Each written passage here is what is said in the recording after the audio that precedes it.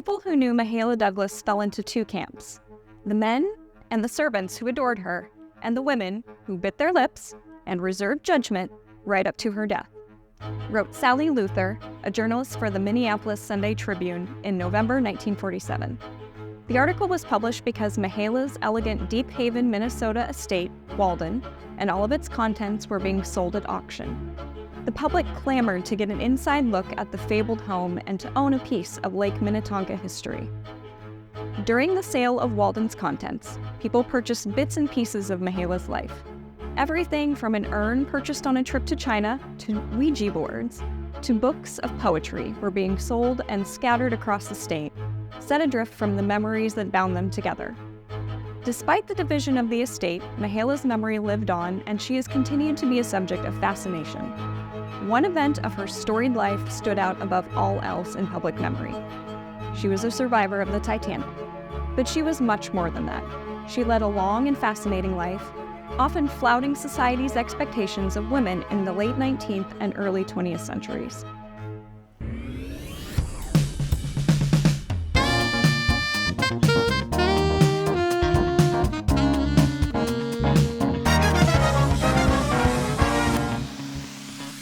Hi, my name is Jessica, a public historian for Brucemore, a National Trust for Historic Preservation site. We have all kinds of fascinating histories to share with you, so make sure to like, subscribe, and ring the bell so you don't miss future videos. Before we get started talking about Mahala's life, I wanted to give a little background for those of you who may be learning about Brucemore for the first time. Brucemore is the estate of George and Irene Douglas in Cedar Rapids, Iowa. George was the brother and business partner of Walter Douglas, Mahala's husband who was lost on the Titanic. I've been working as a historian with Brucemore now for over 10 years, and I am constantly fielding questions about the couple. The Titanic disaster continues to fascinate people 112 years later, me included, so this is a great opportunity to share a little bit more about what we know about one of the most famous people associated with the estate. Mahala Dutton was born in Cedar Rapids, Iowa on January 26, 1864. Cedar Rapids was a growing city, and her family arrived here the year before her birth. Her father, Roland Henry Dutton, was an assistant postmaster. Roland became a somewhat prominent figure in Cedar Rapids. He had been a town clerk and was politically involved and connected. Her mother, Sophia Mahala Dutton, was a descendant of William Bradford, a signatory of the Mayflower Compact and governor of Plymouth Colony. Mahala had one older sister and two younger brothers. Her childhood appeared to be a mostly happy one, as she recalled in her unpublished memoirs written in the 1940s. She wrote of her memories of Cedar Rapids, "What a land of peace and plenty it was. We four children had never heard of calories or vitamins, and how we could eat. We were well fed, fat, and happy." In 1876, when Mahala was just 12 years old, the family experienced a tragedy. Mahala's father, Roland, disappeared in early July. He was spotted several days later in DeWitt, Iowa, a town over 60 miles away from Cedar Rapids. He was living in a boarding house under an assumed name and was spotted by an acquaintance. The acquaintance notified Sophia, who then sent for her brother Edwin to go to DeWitt to try to retrieve Roland. Roland did not want to be found, though. When Edwin reached Roland's room, Roland barricaded the door. Edwin broke through and found Roland inside with a gun pointed at him. Edwin retreated, but then he heard a single gunshot. Roland had turned the gun on himself. The community was shocked, but ensuing reports noted that irregularities were found with Roland's bookkeeping at the postmaster's office. The cause of Roland's misdeeds was reported to be alcoholism. Mahala did not write of her father in her memoirs, or in any extant correspondence, so it's difficult to say exactly how his death impacted her. Undoubtedly, it made the rest of the family's lives more difficult. Her mother did not remarry, and it's unclear how the family's finances fared in the wake of Roland's death. The family seemed to make do, though. They earned enough to hire a girl of all work to help her mother, according to Mahala's memoirs.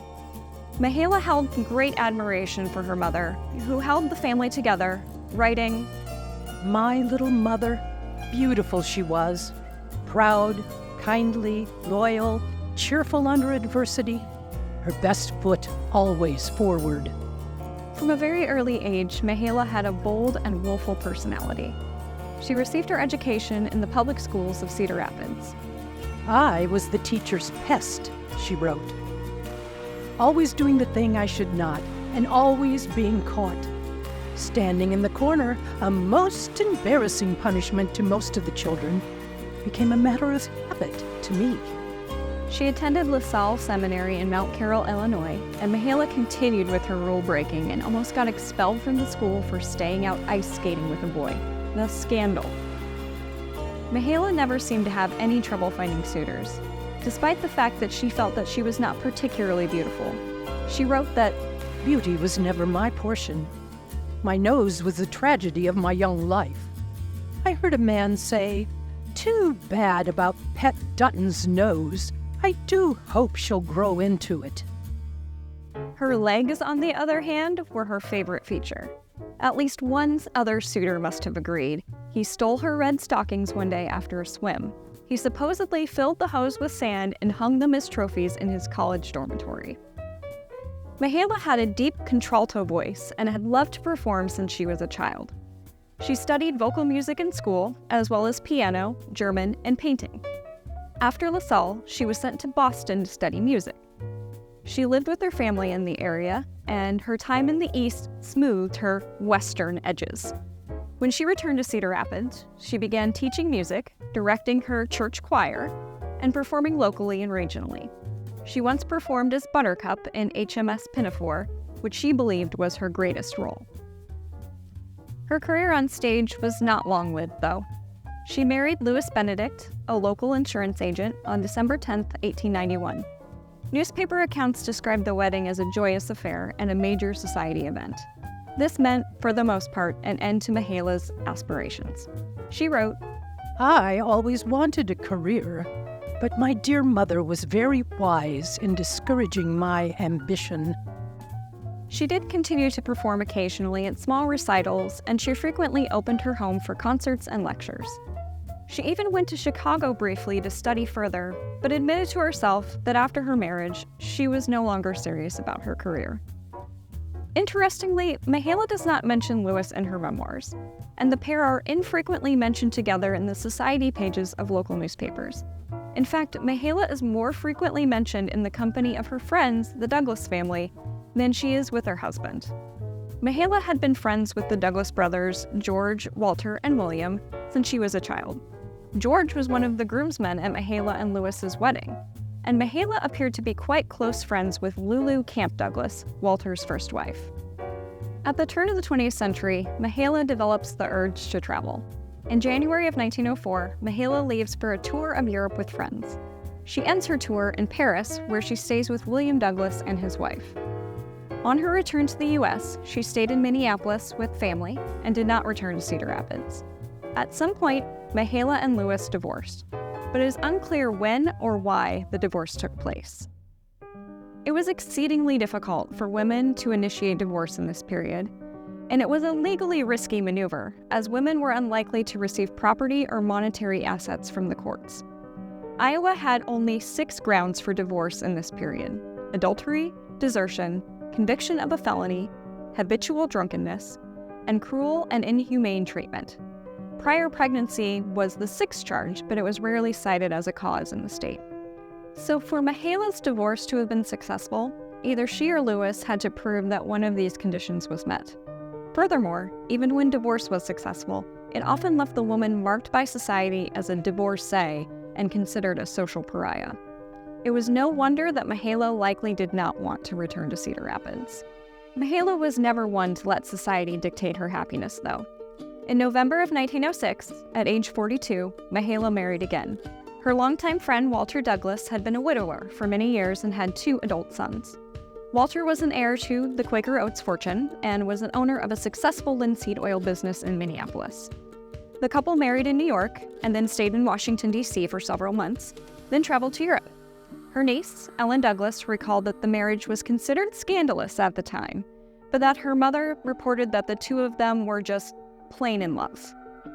The happy couple moved to Minneapolis after returning from their extended honeymoon. The following year, the couple began plans for building their dream home. They purchased land previously home to the St. Louis Hotel overlooking Lake Minnetonka. Mahala fondly recalled visits to the area in her youth, and the couple planned to spare no expense in building a French Revival home.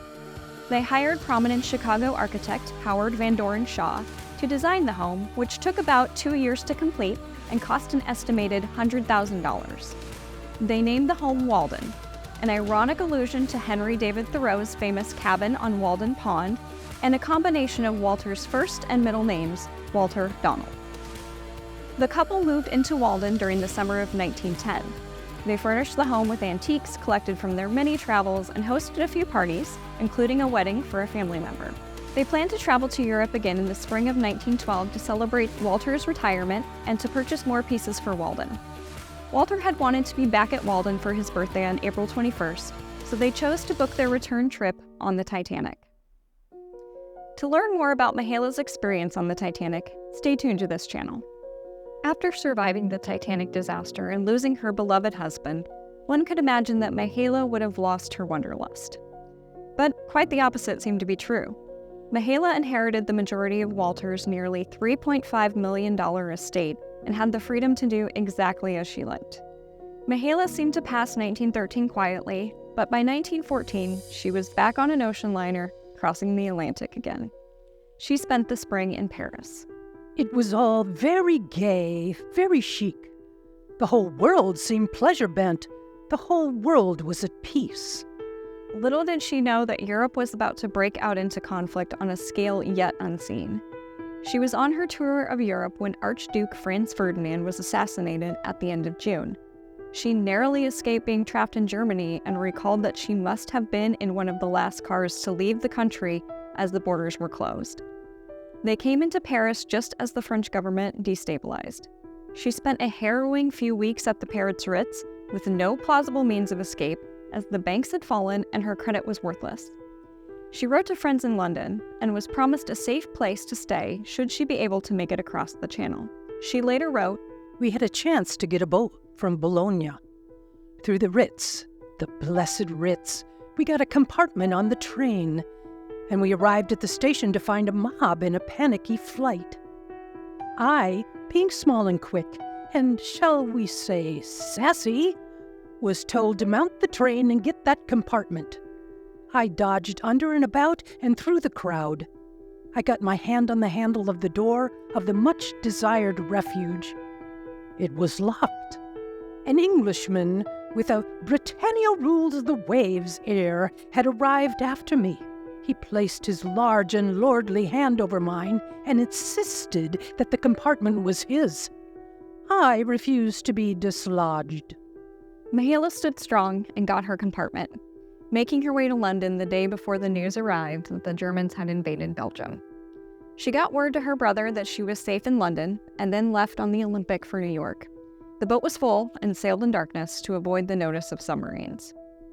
Again, this close call was not enough to dissuade Mahala's travels. She traveled widely and often throughout the rest of her life. Her self-published memoirs were a travelogue, documenting her travels and interesting acquaintances. Her body sense of humor was on full display on the pages. This is one of my favorite stories from her memoir entitled No Man's Land. "I have a big bed, Louis XVI, 8 feet wide.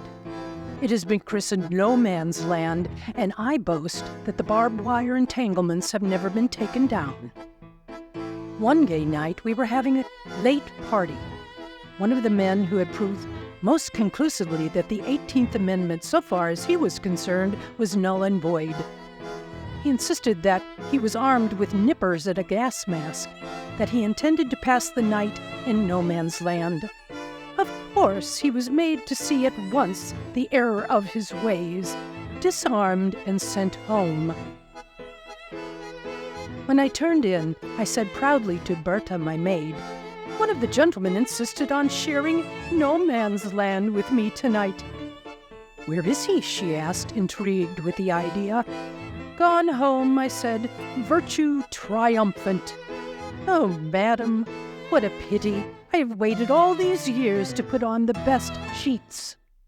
Mahala never did marry again, but she preferred to be in the company of men. She reportedly found most women to be dull and preferred conversation with the opposite sex. She made acquaintances with some very prominent men in her day, including Presidents Calvin Coolidge and Herbert Hoover. She was even offered an ambassadorship, but she rejected the office. When she wasn't globetrotting, she entertained at Waldon and at her winter home in Pasadena, California. She loved the company of young, vibrant people and knew all of the best places for food and entertainment. She spent time with her 2 stepsons and their families, and of course, with her Douglas family relatives. Mahala's life seemed active and intriguing to outsiders. Irene Douglas, her sister-in-law, wrote, "She dresses so well and does so many stunts with her nails and face and hair and appearance. She really is amazing.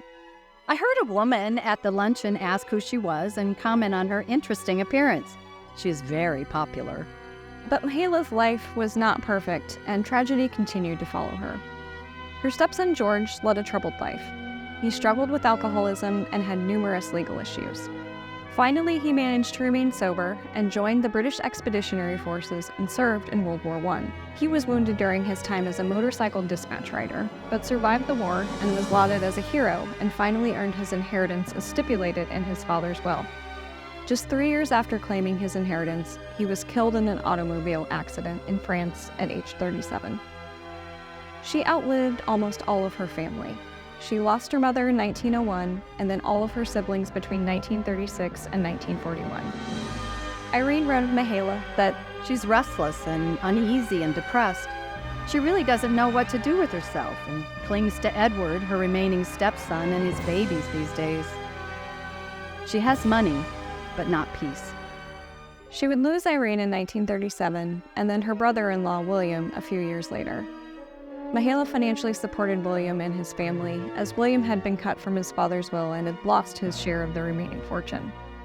World War II wore on Mahala. Gas and coal rationing made operating Waldon difficult and isolating. Her longtime maid, Bertha, who experienced the sinking of the Titanic with her, married and left her employ. She wrote to her niece Margaret in 1944, "I shall be a hermit, but I'm getting to be a decrepit old dame, and I don't make many plans." Mahala passed the following year at her winter home in Pasadena on April 21, 1945, the same day as her beloved Walter's birthday.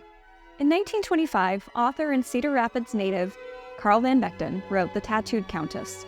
The main character was a woman much like Mahala. She smoked, wore makeup, and lived her life much as she pleased. The book caused a scandal in Cedar Rapids as residents tried to determine who were the inspirations for Van Vechten's characters. Residents immediately drew comparisons between the Countess and Mahala's own life. Van Vechten sent Mahala a copy of the book, for which she wrote back thanking him but stating that she was disappointed not to find herself represented as one of the characters. But there were parallels to be drawn. Mahala may not have recognized her own restlessness that was seen in the Countess. Her divorce and remarriage was a scandal, much like the Countess's affair in the novel. But Mahala was a far wiser person than the character of the Countess. Her love was not fleeting or a means to an end to forget her own misery as it was for the Countess. Her love for Walter was genuine and lasting, as evidenced by the way that she wrote of him and cherished his family. We'll never know if Van Vechten based the Countess off Mahala, but one thing is clear. Van Vechten, an iconoclast himself, admired Mahala and the way that she chose to live her life, exactly the way that she wanted to. Thank you for spending time with us today, and we hope you enjoyed learning about the fascinating life of Mahala Douglas. If you want to learn about how Mahala and the rest of the Douglas family experienced one of the most historic events of the 20th century, the sinking of the Titanic, make sure to tune in to the other videos in this series.